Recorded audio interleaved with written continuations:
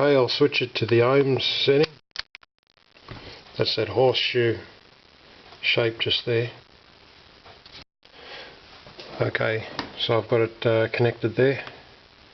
Positive to positive, negative to negative. And we've got about 20 ohms.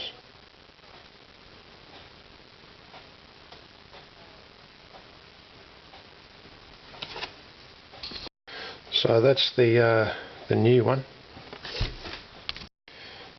and on the old one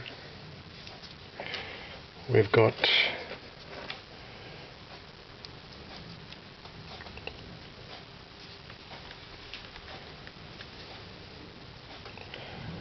We've got 2.2, we'll call it.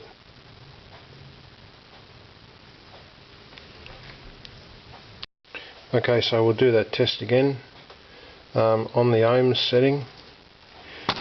So that's hooked up, and we've got 13.5.